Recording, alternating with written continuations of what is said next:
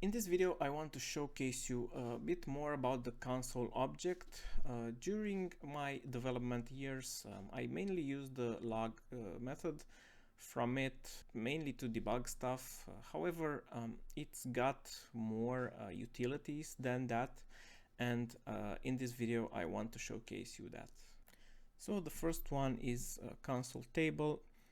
Let's go through the code. So I have here an array that I populated with some data, and if I run it, you'll see the differences between a regular console log and what console table does. So if I run this now, as you can see, the regular console log shows the data like this, whereas the table one literally shows it into a table, so it's much more easier to understand it or to visualize it. Now for the second one, console group and group collapsed basically creates a small group of logs.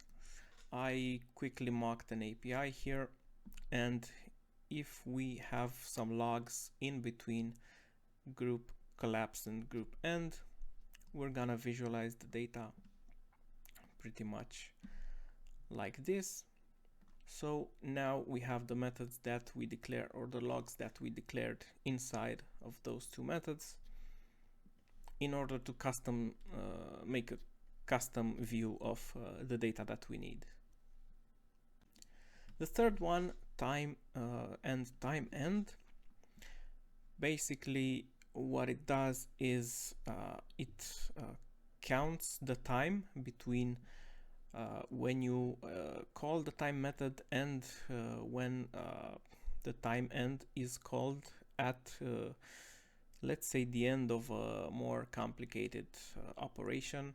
So I just mocked something in here. So if we call this method, at the beginning of it we call time with heavy work as a label, and after an intensive operation, if we need to count the time between those steps, so the beginning of the operation and the end of the operation, we can use the time and time end methods.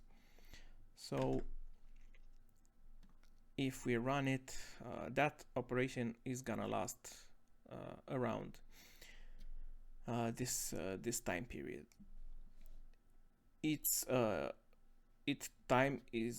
time is gonna be a bit relative because it's not gonna be the same time, since the operation might sometimes be quicker or slower. So if we run this multiple times, we're gonna get different results. After that, we have console.assert. This is mainly used in testing. Depending on the language, there are different types of asserts.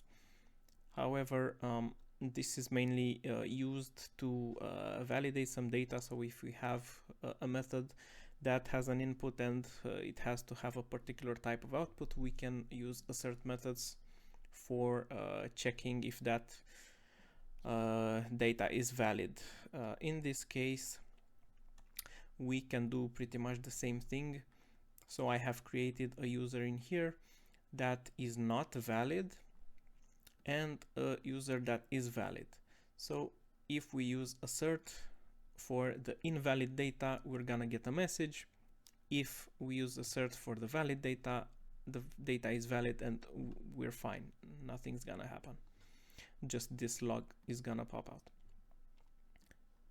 So the first one, assertion failed, user must be 18 plus. So it's this assert for the first user. Then for the second user, you can see that only the log is shown in the console. Second assert passed, nothing was logged for it. And the final log method we have for today is the trace one, which pretty much lets us know the whole trace of the method. So whenever we call a method, we can use this to see where it came from. So if it goes through multiple methods. So if we go to the code, we have 3 methods: helper, where we have the actual trace, so where we call the actual method, another helper, another method, handle click, and our final method. So in here we execute the main method, and if we want to know where the initial data comes from, we can use trace to find out. And if we actually see what happens, so here we have the log from the method where we called this button from, where we use the button from here, and we can see the trace.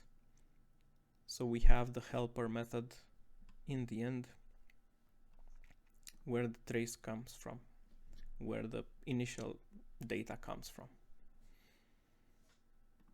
So you can see basically method by method where how the values go from one method through the other. So in a real application, you can pinpoint where the data you need to check actually comes from.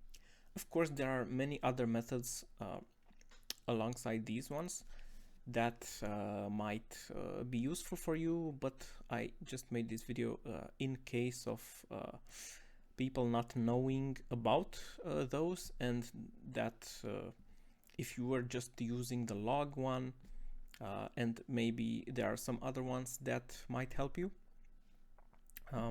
there you go, now you know.